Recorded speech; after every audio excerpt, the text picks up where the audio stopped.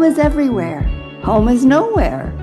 If that resonates, you're in the right place. Welcome to Nomadic Diaries. I'm Doreen, and this is where your story belongs. Welcome, everyone, to the podcast Nomadic Diaries. Today, I am spending time with the fabulous author, Nina Aziz Justin. Now, Nina is currently sitting in France while I'm sitting here in Mexico. Thank you so much for coming on, Nina. Thank you for having me, Doreen. You're welcome. Now, Nina is the author of the book, The Home Within. She's lived in 5 countries, but worked across 47 of them over her amazing life, which now spans more than 5 decades. In your book, you talk about friction as not resistance, but revelation. And so I would love if you could tell us, for the listeners, give us an example of a moment of pure friction when something went bananas wrong, and that later it became one of your greatest revelations or one of your greatest insights. Oh my God. Well, as you know, having lived as long as I have, it is not possible to have only one friction, right? I've endured so many frictions in my life, some tiny little friction, some larger than what I'm used to or what I have prepared myself for. One that I can talk about maybe without implicating too many individuals in my life would be related to my work. I'm also a startup founder, or I have founded several companies. One of the companies that I founded several years ago, I invested in it. I built it from scratch. I had an amazing team based in Kuala Lumpur, based in Latvia, and based in Amsterdam. It was a promising startup. We did very well. We broke even, but then it fell apart. The friction did not come from, let's say, the business model, which is normally what business problems originate from. Yeah. Yes. But this one comes from the people, i.e. our team. We were a very nice team, but we were at different stages of our lives. So we carried different risks, we had different ambitions, we had different definition of success. So despite having worked on this project for several years and invested a lot of money and managed to pull through and become somewhat successful at a very early stage of the business, we had to close shop because of the internal friction that we could not work through. Mm-hmm. And I think that taught me a lesson in life that beyond everything, human connection should be sacred, should come first. And that when we collaborate with other people, when we entangle our lives with the life of others, it's really important to check that we all have the same wishes. It sounds so logical and simple, but these are not the kind of thing that people think about when they're younger. So I'm so happy that I learned that lesson because now I would not repeat that. I would not do it that way. However, it's one of those lessons that taught me a lot about business, about life, about people. And the good thing about that is that all of us, the team, at the time we could not make it work anymore, the founding team. But now we are all still friends. So that's great. That's the wonderful side to it. Yes. That's a big win. That's a big win right there. Yes. We all learn from it. And all of us are still entrepreneurs, and all of us are still talking to each other and very proud of each other. That's great. Last month or a couple of months ago, I interviewed a woman by the name of Louise Bouchon for the Mm, Belonging Project that we did 30 episodes on belonging.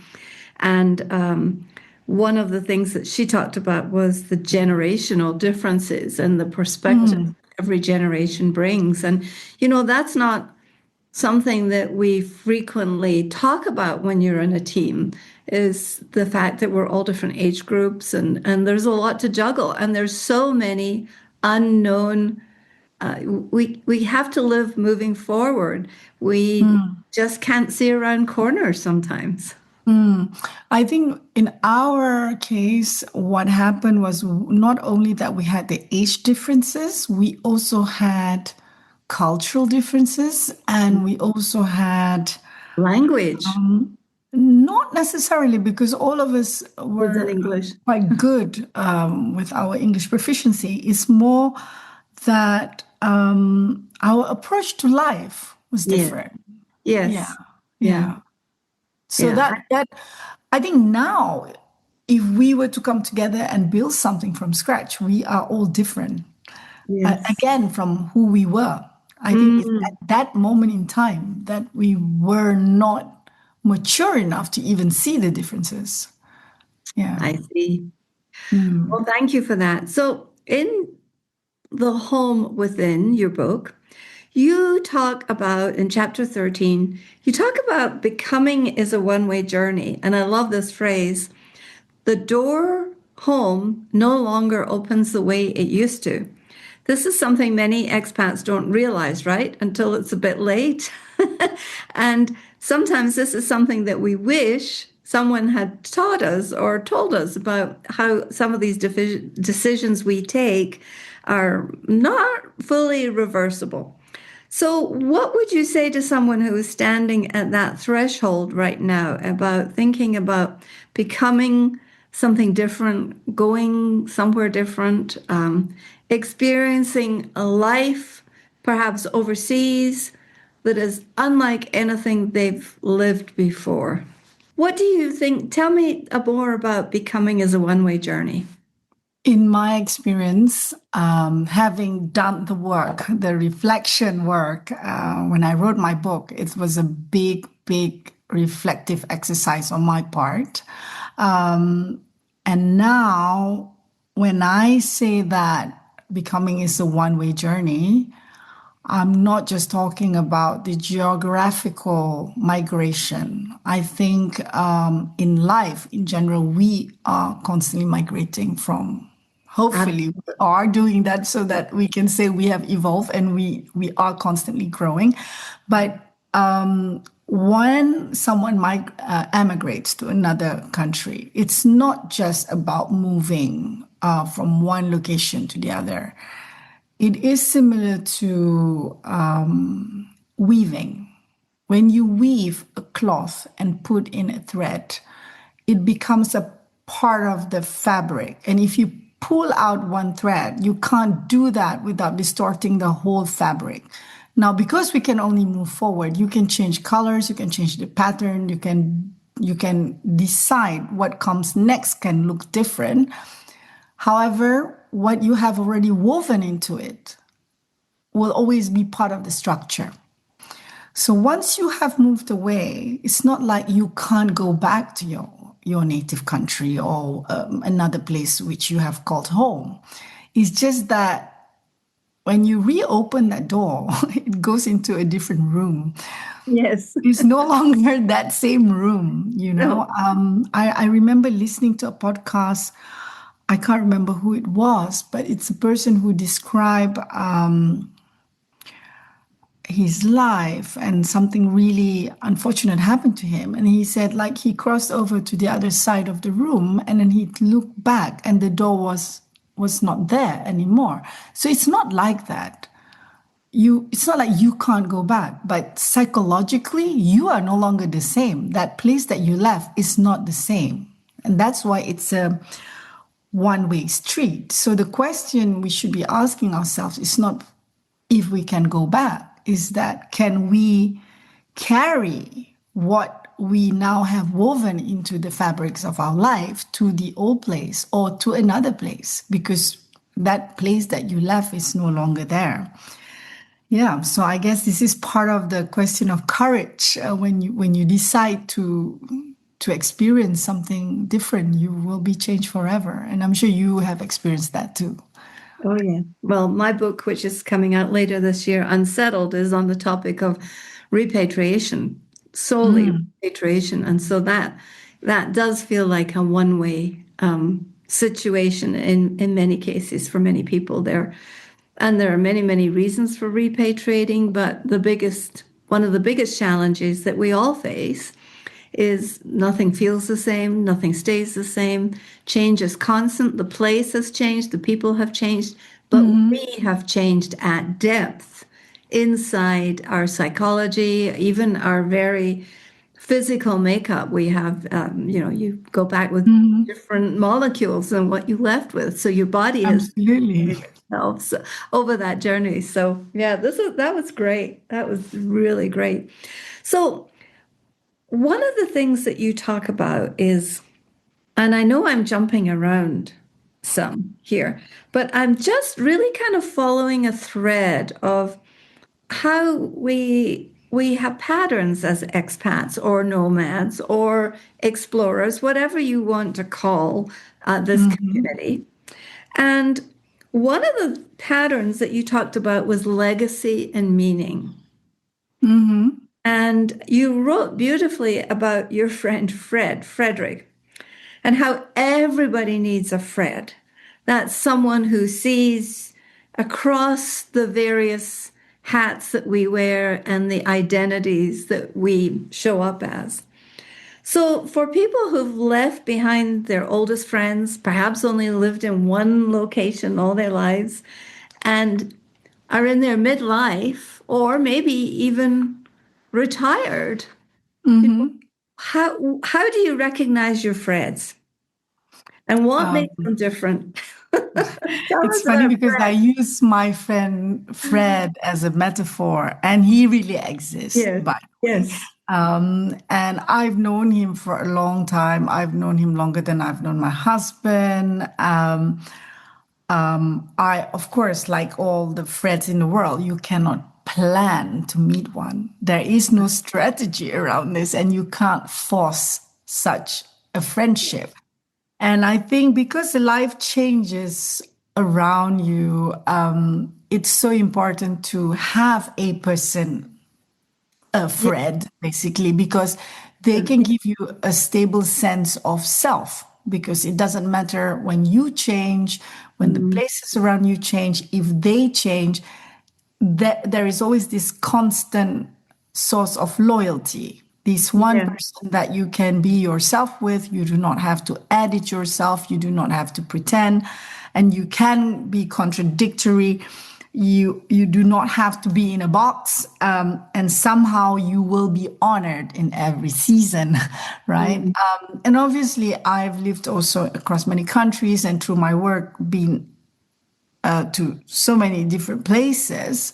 And there are all these functional people that we need to connect with because we need to live. And Fred is also functional. It's just that the test of a Fred is that you will feel relaxed. Your yeah. nervous system will just be Ah, calm rather than having to be alerted all the time. And I also think the best way to find a friend is to be a friend yourself, you know. And if you can offer someone that, then you can yourself increase the chance of finding your friend, right? yeah. It takes one to know one. Yeah. Mm, very wise, very wise. Um, It's necessary though to have a friend because yeah. a friend will give you that sense of belonging. Like you are okay even if you change. You are okay even if you've endured multiple reinventions. Yes, Yeah. yes. Someone who really honors your soul. I call that your cellular self because Yes. our cells and our cellular self changes all the time. But I believe that international living has the potential to change us at depth that very few other techniques or practices or religions even can Hmm. sometimes reach. And so I think this is a great idea. I reckon I'm going to think about how am I being afraid and where am I being afraid and who am I being afraid to? Yeah. Now you've planted that in my head. Yeah. But I mean, I am myself reminding myself sometimes because of my friend Fred is such a good example for me. And I'm like, Right. am I being a good friend to him too? You know, and Yes, if I can be a good friend, like that kind of friend to as many people as possible, then it yes, doesn't really matter where I am. I will be okay, you know? yes. Yeah. Especially in today's nice technological easy age where we can be separated by distance and we can be separated by geography. However, you still have that intimacy. So there's a flip side to that that I want to talk to you about. You know, you've described yourself in the book as a cultural chameleon. And this is a terminology that I have used for decades. It's like, so who is the real person here? So tell me about what advice do you give to people who feel like they've lost themselves, even if it's temporarily, in this adaptation process that we are all going through? Because even if we're staying home, especially in today's wild and crazy environment, we're still Mhm. having to adapt. Yeah. Yeah. We constantly are Yeah. adapting, right? I So think, I would yeah. say, talk to me about being a cultural chameleon. And how does that work for you? What does it look like, feel like? Well, I think I have had to learn to be a chameleon, maybe not cultural chameleon, but definitely a chameleon at first when I started out as a sort of like a beginner chameleon, a baby chameleon at home. As I have written in my book, I have had a rather turbulent childhood because my parents were divorced when I was young. We moved around a lot. I moved, I think, 5 times within the space of maybe 5 years after my parents' divorce. I was at a boarding school. So this need to be a chameleon is really a skill that Yeah. I have had to acquire in order to survive. So it's not a choice. It's not like, oh, wonderful. I would love to be a chameleon. I don't want to be a gecko. I want to be a chameleon. No, I think it wasn't a choice. And it doesn't necessarily mean that it didn't cost me a lot of energy. It cost me a lot of energy because I constantly had to survive, right? But what happened with me, because I've done it so often that it became quite seamless after a while. I didn't even have to think about it. I could read the Natural. room. Yeah, exactly. I could adjust. And my whole sense of survival became even better in the third space. So, not the place of my origin, not the place where I have to assimilate, is where I actually have to create. Mm, So wherever I go, and if I have the opportunity for authorship, I'm capable of redefining myself, I would be happy. I would be flourishing. And after a while, of course, because I could easily do this, of course, like I have asked myself, who am I, or why am I like this? It's a strength, but at the same time, you really need to from time to time recognize that you will not have only one tribe. You will be friends with everyone. You will live. You will find home in every place, but everyone else will be less complex than you, Yes. right? I So, like it. I liken it to between a glass pane or a stained glass window. You wow. know, we all become different shapes and sizes and colors in the process. Yes. And what I then decided was to really pay attention to not just me and how I can author myself, not the act of self authorship, but it's actually who am I across the board in all the different rooms? Who am I? And then I thought, hey, I'm not that lost actually, because underneath all that, there is still that one person. So I am still held by the thread line. So there is a through line, and I'm sure it's the same for you and the same for many people who have had experiences of living in different places, having had self reinventions over and over again. It is not abnormal. So, what I thought was strange at the beginning, I later found not that strange, because beneath all that, there is still that one person. One is I've always had the zest for life. I've always loved learning. I've always been curious. I've always been willing to learn and adapt. And that in itself is not a bad thing, because I have had to.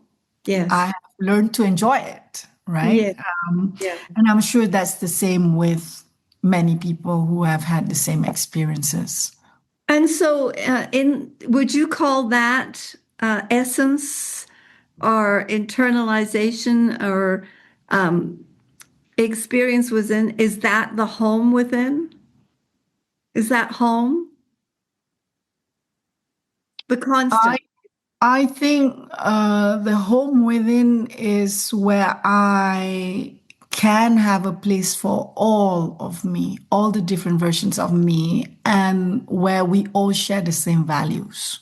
Yes. Yeah. Yes, we all, I mean, there are values that I carry no matter what shape and No form and matter where color you go. I Yeah. am in.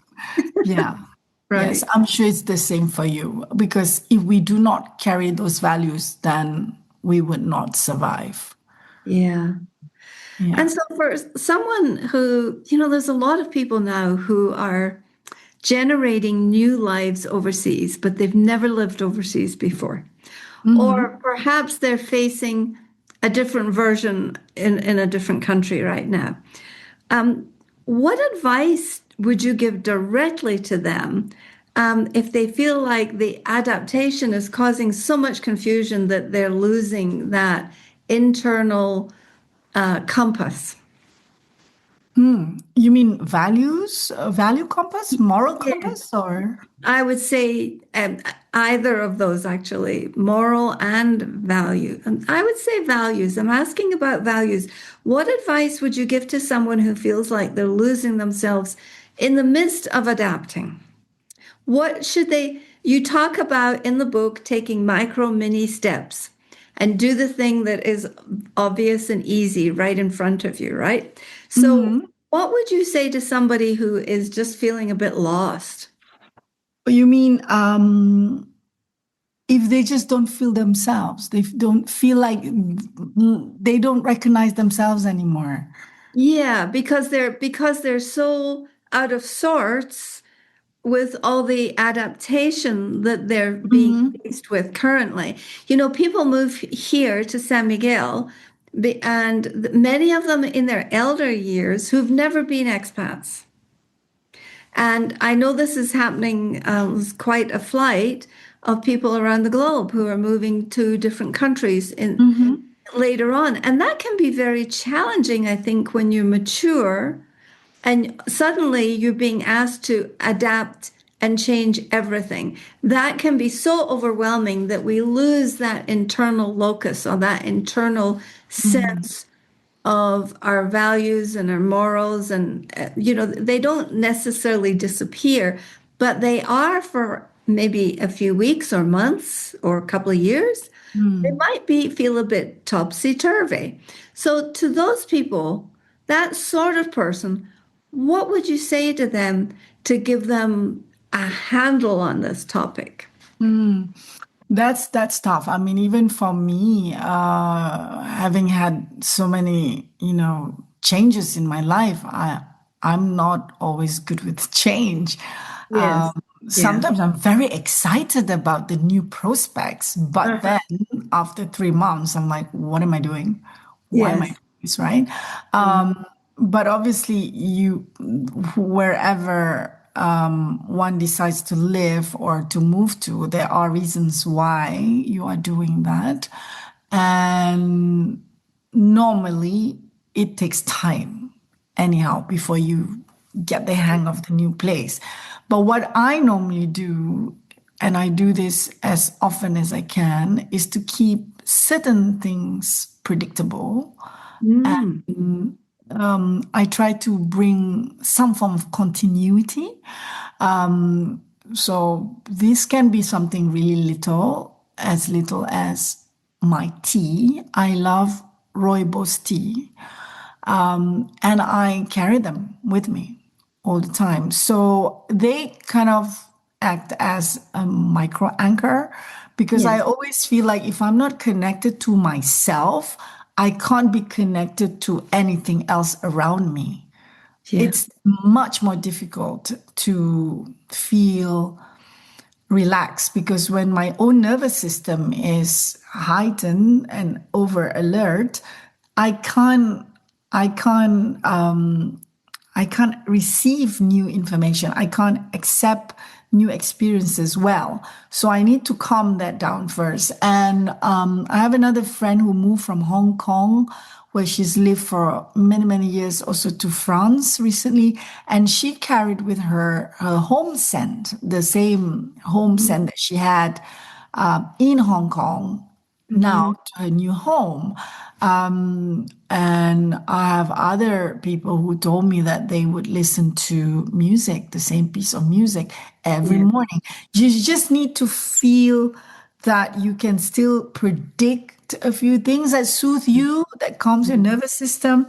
Yeah. And then, yeah, and then you can start to accept newer things or challenges differently because you're not so dislodged. You still have your roots somehow. So it's a way of tricking your brain, really. I mean, the reality is you are in a new place and you will have to adapt, but at least there are small things that will keep you anchored, so to speak.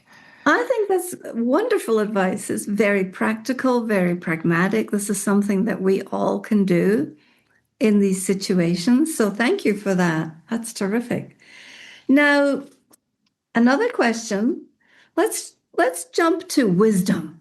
Oh, oh my God. Yeah, so we've already covered the wisdom in micro anchors, as you call them, like the small rituals. But in your book, you talk about how comparison really bothered you and nearly broke you. And you write about choosing truth over pretense. Tell me more about that, please. Tell us a little bit about the background of this. Mm, I think I think we're talking about my. I think when you mentioned that, I think in the book it's probably connected to my mother. Yes, and her disappointment about your divorce, I think. I think I live for most part of my life being in big fear of disappointing my mother. I'm Mm, sure she doesn't realize this, and I'm sure she feels so sad that I feel that way because I'm a mother and I know that my children cannot disappoint me, and I wish to God they will not have that fear. But I think this is an inherited script on my part. I think when I was younger, I probably acted as if I was rejecting my mother. because of the cultural expectations and what she represents. But this comes from my deep fear of failure to be a good Malay girl, a failure to be a certain type of Muslim woman because I'm born into a Muslim family. And being Malay is about being subservient, and I am definitely not. Unfortunately or fortunately, I am not that. And yeah, so this is not something new. This is not something that I discovered because I went to study in England. I've always been that girl. I've always questioned why I should be doing this, or why are they asking me to be silent when I don't think I'm saying anything wrong. And that made it very difficult because I thought I was going to disappoint my mother for being who I am. So most of my life, I carried these cultural expectations and ideals, and I felt like I didn't choose them. And authorship is a very big thing for me because I love being able to define things for myself. That is who I am. And because of this inherited script, I also kind of distanced myself from my mother for a while. And after a while, I realized that she is also another human being. She also inherited that script. She didn't put it on me because she is a woman of her generation. She inherited that. But then I felt compelled to carry it. And that's when I decided, what if I just stop carrying this? What if I just stop being fearful of failing? Because I am always going to fail because I am not that person. And when I actually stopped doing that, for some miraculous reason, my mother and I got along better. And I believe it's because finally she felt, well, she's never said this to me because she's a woman of another generation and she doesn't speak about deep emotions. I think she realized that I have not asked her anymore to resolve my inner conflict. I just own it. I just own who I am. And by owning who I am, I kind of relieve us both from that role.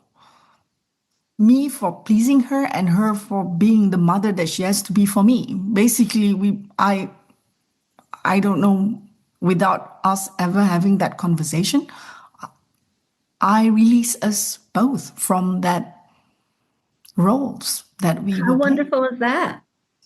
Yeah. And so, But it happened later in my life, but it came the moment I started being real, just saying, this is who I am and this is how it is. Mama, it's all going to be okay.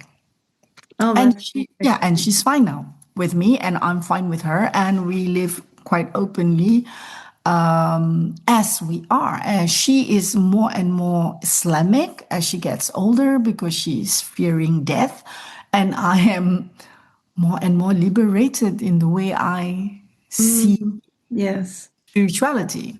yes. Yeah. Interesting. Well, that's a wonderful perspective on generational relationships, generational aspects of religion and beliefs and values, and how, what a lovely mystical experience. And frequently, I used to say when I was coaching, I used to say to people, and what if it was easy? Because sometimes these things that we carry around for years feel very difficult, but in a moment, they can be dissolved when we pay attention, do the reflection, and do the work, because you've done the work and the work shows. I decided not to carry it anymore. And you know what? Because I realized one thing. I know this may sound a little bit odd, maybe for some people, but I realized my plight was not too different from some homosexuals who were afraid to tell their parents that they're homosexual. Mm, And I remember telling a friend, just tell your parents they love you anyway. They mm, will not disown you. But they were afraid of disappointing the parents. And then I thought, well, I'm the same. I'm so afraid of being the bad Muslim daughter, but what's the difference? You know? interesting. And Interesting. then I just said, well, Mama, I'm still the same person. I just am not, ideal perhaps, but Yeah. by your standard or by somebody's standard, by this script, but I'm still me. And then we are all free. I guess Wow. just be real, right? Just be who you Yes. are. Yes. Well, your book is a wonderful healing and reflective prose are on your journey. And, today we've covered a little bit on the topic of identity, of belonging and being home. We also talked about relationships with your mom. We covered a bit of migration and some practical wisdom. So I think that this hopefully will give people a sense of the essence of who you are and what you communicate, what you are communicating through your beautiful book. So tell me, where can people find your book? Tell us the name of it again, and where can people find it? The book is called The Home Within, a nonlinear soulful memoir about belonging across cultures and change. It's available on Amazon. It's available from Barnes and Nobles if you're in the US, and I think in almost every single bookstore online. You can just Google it, The Home Within, Nina Aziz Justin, or you can reach out to me directly and I'll find a way to get the book to you. Oh, there you go. There you go. Well, this is wonderful. As a result of writing this book, we were talking a little bit about this earlier, how sometimes after you've written a book, we wonder about the message, or we wonder about how much did we write and did we cover it thoroughly and that type of thing. Can you tell us in a couple of sentences, just approximately the heart of the message that you would like to get across to people when they read your book? The heart of the message is Yeah. the home is within you. I ended my book with Selamat Pulang, which is the Malay word for happy returns, actually, or welcome home, because we always search for a lot of things outside. We look for answers from books, we look for answers in songs, in other people, in old scriptures, in religions, in nature. But we are part of all of that. We are layered beings. We are part of nature. We are part of spirituality. We are part of music. We are all carrying our own books of life. I am no different than you because within me, I carry a little bit of you as well. So all the answers that you look for is already inside you. And actually, I was told this when I was in India, when my small daughter was diagnosed with her rare genetic disorder or condition.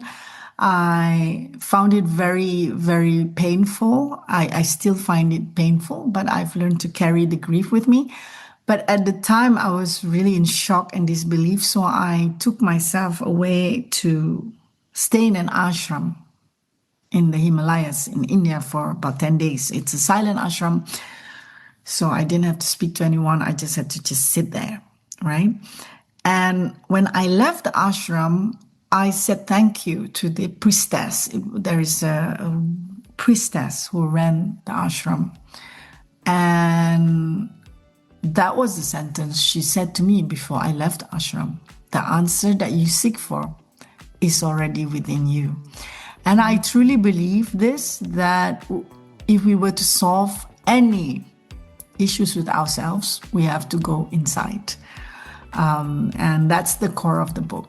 Like, when you read the book, I don't expect anyone to learn from my journey, but it is there as the rat in the lab.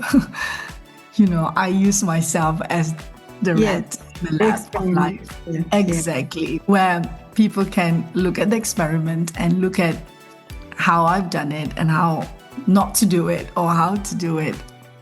So basically, that's the gist of the book. Well, thank you. This has been a very wide-ranging conversation, leading back to the topic of the home within, and all the answers you look for are already inside you.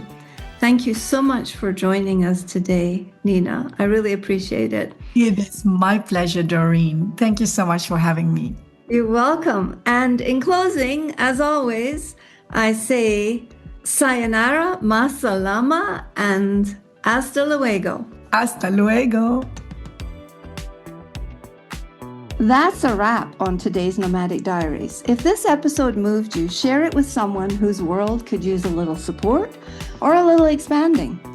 Subscribe wherever you listen and come find me at nomadicdiaries.com. Until next time, keep exploring, keep growing, and by all means, keep developing your story.